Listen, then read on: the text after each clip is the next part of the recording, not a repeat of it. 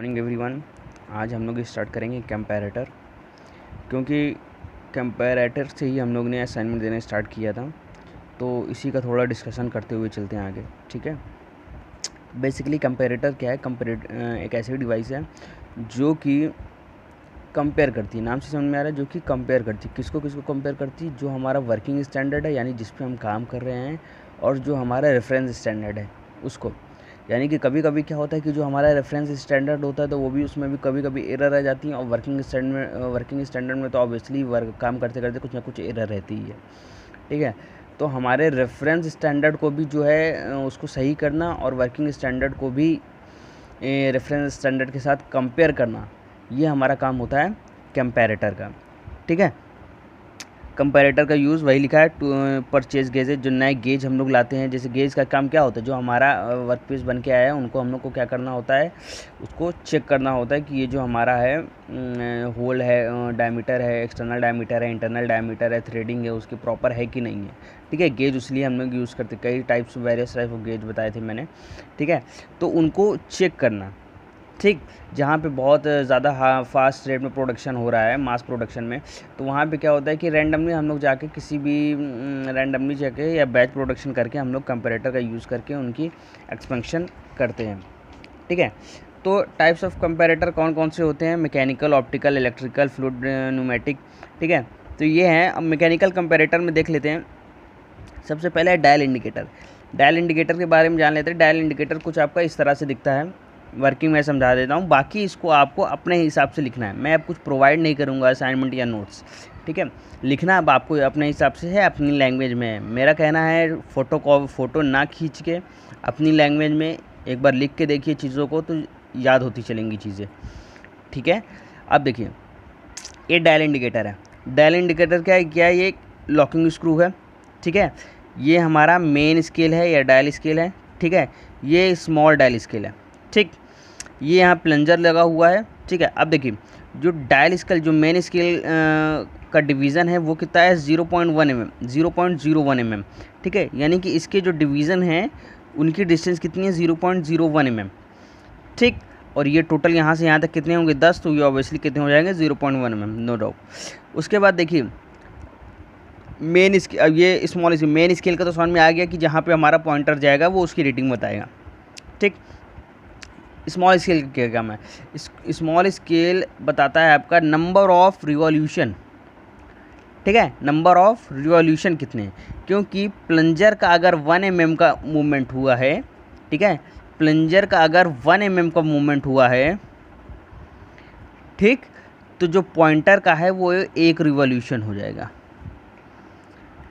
ठीक है, तो नंबर ऑफ रिवॉल्यूशन कितने हैं वो हमारा स्मॉल डायल स्केल बताता है। ठीक, अब देखते हैं इसकी मैकेनिज़्म कैसे है। देखिए, जैसे ये हमारा प्लंजर है, ये क्या होता है? मूव होता है।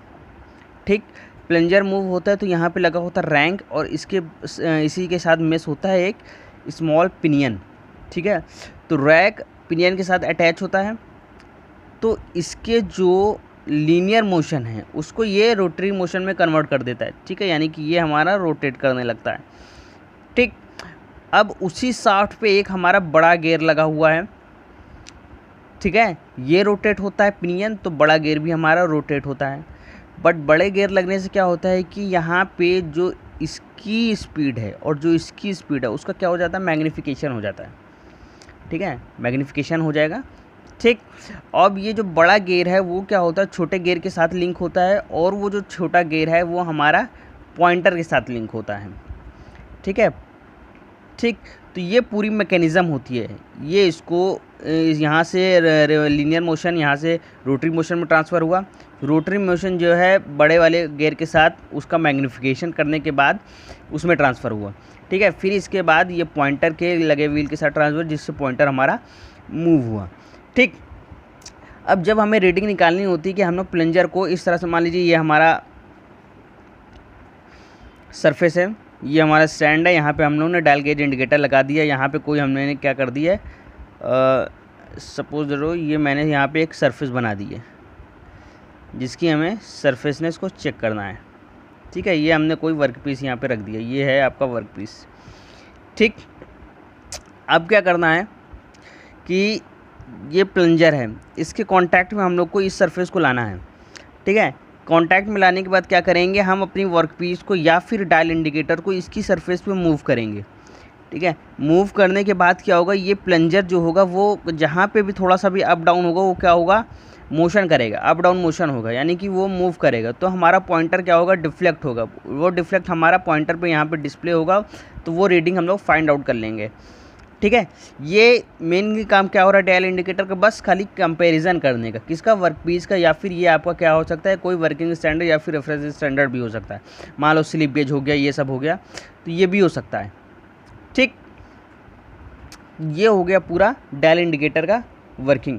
ये रिलायबल होता है, सिंपल है, बहुत ही सेंसिटिव इसकी वर्किंग होती है। आप लोग ने लैब में भी देखा होगा, जो डायल इंडिकेटर है उसका प्लंजर कितना थोड़े से टच करने पे वो क्या होता है, बहुत ही ज़्यादा मूवमेंट या रिवॉल्यूशन देता है पॉइंटर का। ठीक है, तो ये पूरी डायल इंडिकेटर की वर्किंग आई होप आपको पूरी समझ में आ गई होगी। आप कोशिश करिए अपनी लैंग्वेज में लिखने का, ताकि आपको चीज़ें क्लियर रहें। ठीक है, ज़्यादा से ज़्यादा प्रैक्टिस करिए जो भी फिगर बनवा रहे हैं उनको।